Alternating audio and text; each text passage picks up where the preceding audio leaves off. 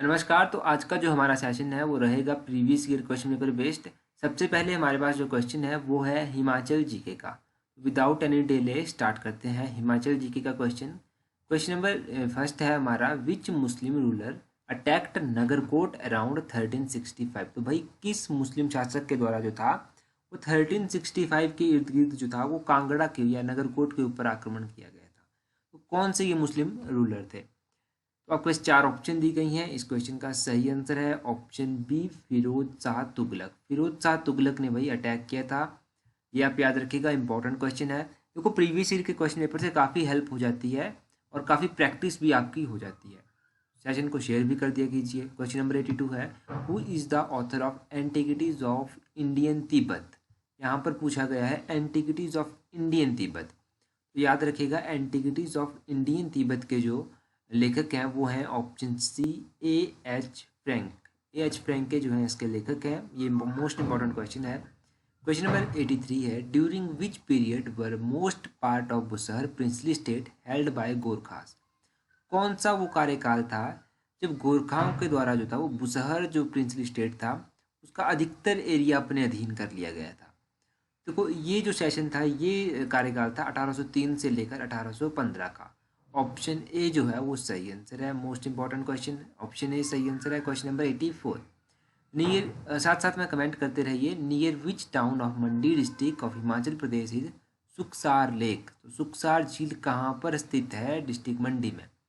तो डिस्ट्रिक्ट मंडी में सुखसार झील कहाँ पर स्थित है? क्वेश्चन नंबर 84 में आपके पास तीन ऑप्शन दी गई हैं, चार ऑप्शन है, तो 84 का ऑप्शन सी रिवाल्सर के समीप ये जो है स्थित है सुखसार झील। Question number 85, in which district of Himachal Pradesh are Pacha and Kulti glacier. तो ये पाचा और कुल्टी ग्लेशियर कहाँ पर स्थित है? भाई ये पाचा और कुल्टी ग्लेशियर जो है ये स्थित है लाहौल स्पीति में। ऑप्शन डी जो है क्वेश्चन नंबर 85 का सही आंसर है। क्वेश्चन नंबर 86 है, इन विच मंथ इज सुई fair held in Chamba town. तो सुई फेयर मेला मैंने कई बार आपको बताया है कि डिस्ट्रिक्ट चंबा में ये होता है और कब ये होता है। तो सुही मेला जो है, देखो अभी आप एक बात याद रखिएगा, याद रखने का सबसे अच्छा तरीका है कि कोरोना वायरस के चलते सुही मेला भी कैंसिल हुआ था। तो ये मेला जो है ये अप्रैल में चलता है। ऑप्शन ए जो है वो सही आंसर है। Question number 87, in which election did women win maximum number of seats in Himachal Pradesh Vidhan Sabha on BJP ticket. कौन सा वो कार्यकाल था, कौन सा वो ईयर था जब महिलाओं के द्वारा हिमाचल प्रदेश की विधानसभा में जो था वो बीजेपी टिकट पर महिलाओं ने अधिक सीटें जीती थी। तो ये सेशन जो था ये था 2007 का। ऑप्शन सी जो है वो सही आंसर है। ऑप्शन सी सही आंसर है। Question number 88, who was the first recipient of Mahavir Chakra in Himachal Pradesh. तो भाई महावीर चक्रा के पहले विजेता कौन थे? महावीर चक्रा के जो पहले विजेता थे वो थे ब्रिगेडियर शेर जंग थापा। ऑप्शन ए बिल्कुल सही आंसर है। देखो भाई यहाँ से कुछ इंपॉर्टेंट क्वेश्चन बनते हैं। पहले परमवीर चक्र विजेता कौन थे? तो पहले जो हिमाचल के परमवीर चक्र विजेता थे वो थे मेजर सोमनाथ सिंह। और पहले जो थे वो पहले ऐसे पुलिस वाले कौन थे जिनको प्रेसिडेंट पुलिस मेडल मिला था? तो ये थे गंगीर सिंह। और देखो पहले जो थे विक्टोरिया क्रॉस अवार्ड होता है, किसके विजेता कौन थे? तो विक्टोरिया क्रॉस अवार्ड के विजेता थे लेट जमदार लाला राम। तो ये कुछ बेसिक क्वेश्चन हमने डिस्कस किए, इनको आप याद रखिए। क्वेश्चन नंबर नेक्स्ट देखते हैं 89, approximately what percentage of total geographical area of Himachal Pradesh is under forest. तो हिमाचल प्रदेश का कुल कितना क्षेत्र जो है अप्रोक्सीमेटली वनों के अधीन आता है? इस क्वेश्चन का ऑप्शन डी 66% जो है वो सही आंसर है। वैसे ये क्वेश्चन जो है ना ये पुराना क्वेश्चन हो गया है, ये 2017 का क्वेश्चन पेपर है तो ये पुराना हो गया। परंतु अगर प्रेजेंटली आप बात करेंगे तो 68.16% जो है वो क्षेत्र आता है वनों के अधीन। अगर आप स्क्वायर किलोमीटर में बात करेंगे तो 37,947 स्क्वायर किलोमीटर एरिया ये आता है जियोग्राफिकल एरिया हिमाचल का फॉरेस्ट के अधीन। तो ये चीज़ याद रखने वाली चीज़ है। और एक और चीज़ यहाँ से याद रखिए कि दोनों डाटा आपको याद रखने की जरूरत है, 68% की और 37,000 के लिए। ये दोनों डाटा आप याद रखिएगा। क्वेश्चन नंबर 90 है, in which district of Himachal Pradesh is Thana Plaun hydro power project. ये Thana Plaun hydro power project जो है वो कहाँ पर स्थित है? ये Thana Plaun hydro power project जो है ये स्थित है मंडी में। ऑप्शन बी जो है इस क्वेश्चन का सही आंसर है। अगर देखो लास्ट टाइम का आपने लाइव सेशन ज्वाइन किया था तो उसको हम अभी कंटिन्यू कर रहे हैं, जो क्वेश्चन बच गए थे। क्वेश्चन नंबर 129 देखते हैं। 129 क्वेश्चन में क्या कहा जाता है। इसमें कहा जाता था who was the first elected or appointed female head of the government of any country in modern history of world. ये कहता है कि पहली महिला हेड बताइए भाई किसी भी कंट्री की, है ना, पहली महिला हेड बतानी है सिर्फ। देखो इस ये क्वेश्चन ऐसे होते हैं ना, इनको याद करने की जरूरत नहीं होती है, जनरल अवेयरनेस के क्वेश्चन होते हैं, चलते फिरते आपको याद रह जाएंगे। अभी आपने पढ़ा आपको याद हो जाएगा। ऑप्शन ए सही आंसर है, सिरिमाओ भंडारा नायके। सिरिमाओ भंडारा नायके ये थी। Question number 130, who had said men and women are equal rank but they are not identical. यह किसने कहा था कि पुरुष और नारी का समान स्तर होता है लेकिन वह सर्वसम नहीं होते हैं। ये कहा गया था भाई महात्मा गांधी के द्वारा। इस तरह की स्टेटमेंट महात्मा गांधी के द्वारा बड़ी दी गई हैं। Question number 131, who was the first women PhD in science in India. तो साइंस में जो था वो पीएचडी सबसे पहले को किस महिला ने की थी। साइंस में पीएचडी सबसे पहले की गई थी कमला सोहानी के द्वारा। ऑप्शन डी जो है वो सही आंसर है। साथ साथ में आप कमेंट करते रहिए, गलत सही कुछ ना कुछ सीखने को मिलेगा। Vishaka guideline are concerned with. तो विशाखा गाइडलाइन जो है वो किससे संबंधित है। बड़ा न्यूज़पेपर में आता रहता है विशाखा गाइडलाइंस के बारे में। तो विशाखा गाइडलाइंस जो है वो सेक्सुअल हरासमेंट से रिलेटेड है। ऑप्शन डी जो है वो बी, ऑप्शन बी सही आंसर है।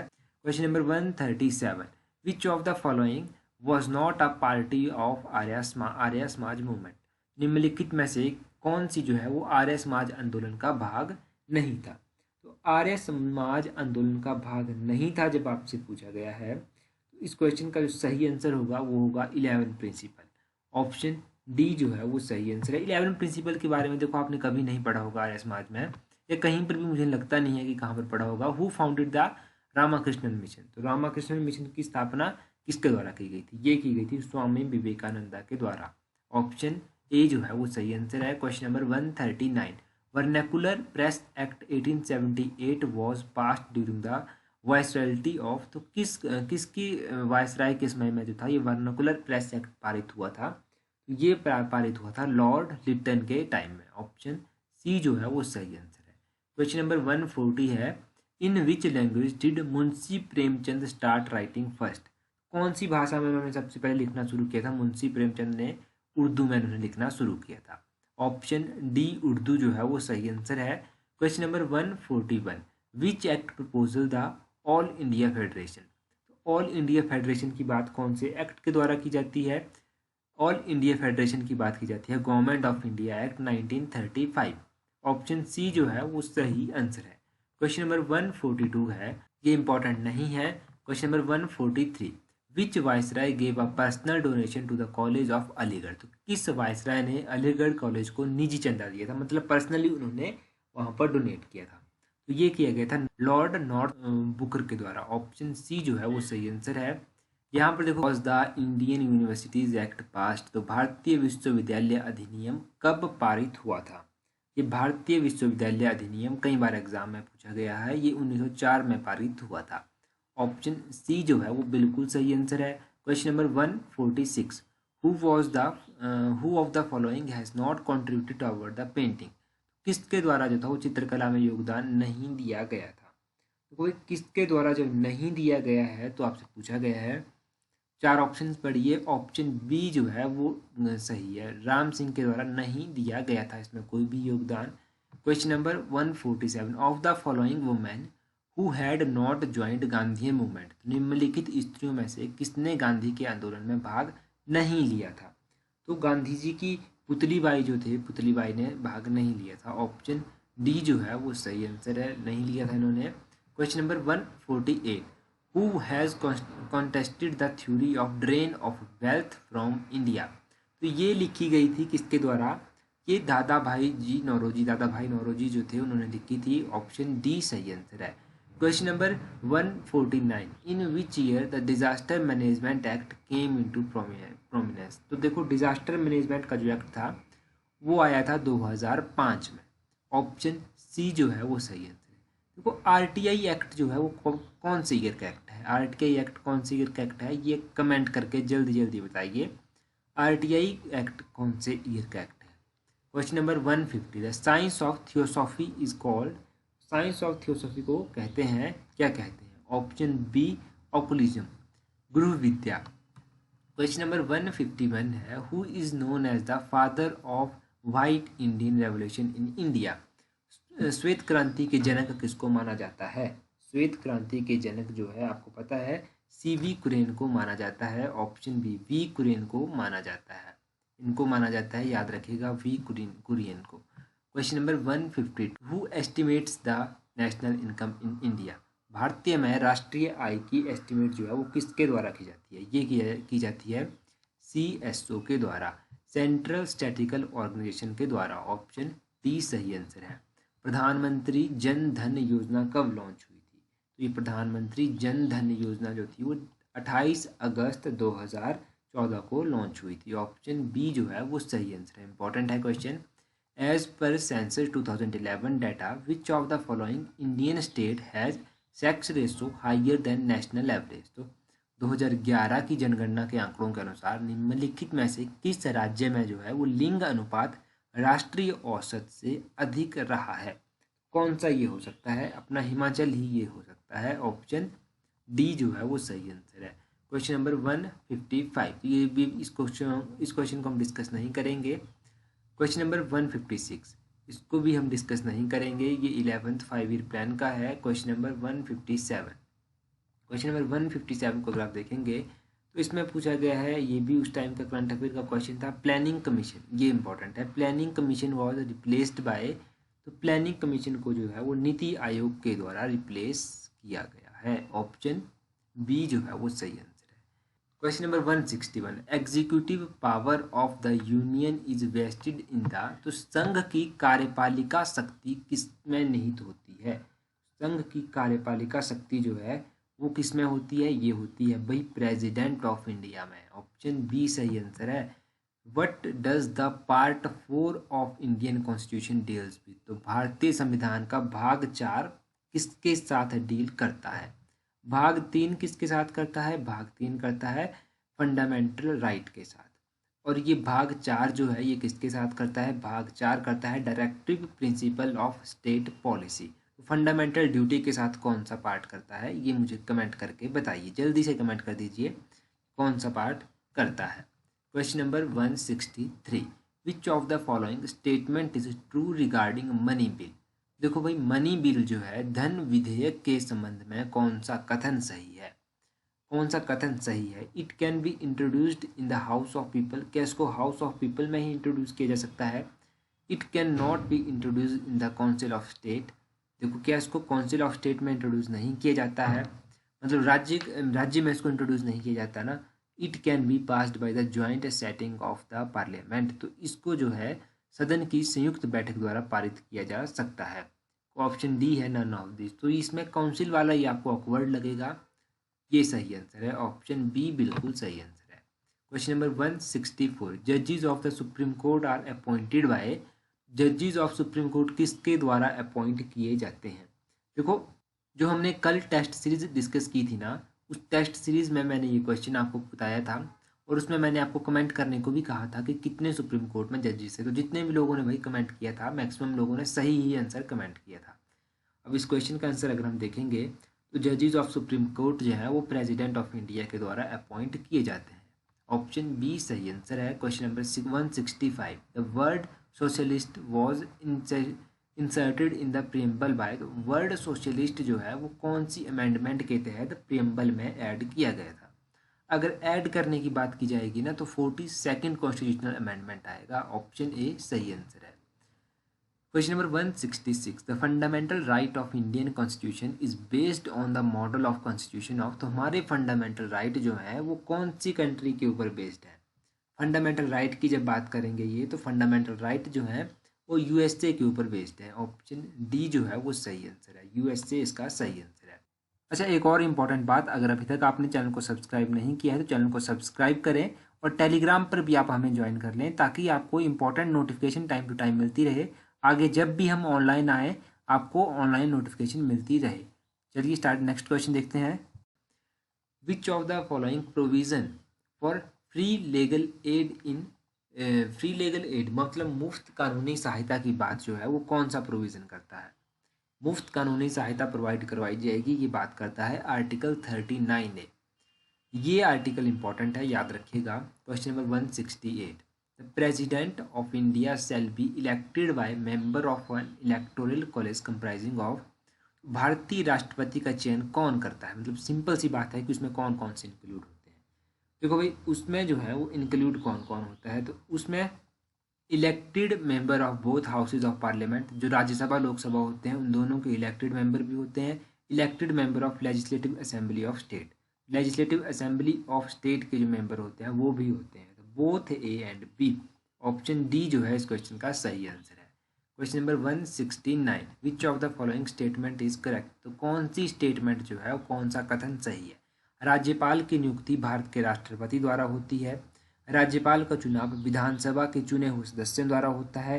राज्यपाल कोई अन्य लाभ का पद ग्रहण कर सकता है, उनमें से कोई भी नहीं। तो देखो भाई, राज्यपाल की नियुक्ति किसके द्वारा होती है? प्रेसिडेंट ऑफ इंडिया के द्वारा। ऑप्शन ए बिल्कुल सही आंसर है। क्वेश्चन नंबर 170 है, यहाँ पर कुछ मैच करना है आपको। तो यूनियन लिस्ट जो है, देखो यूनियन लिस्ट कौन से शेड्यूल में आती है? अगर यूनियन लिस्ट की आप बात करेंगे तो ये आती है 7th शेड्यूल में, इसका ये सही होगा। और लैंग्वेज की अगर आप बात करेंगे तो लैंग्वेज जो है वो 8th शेड्यूल में आती है। 8th शेड्यूल में लैंग्वेज आती है।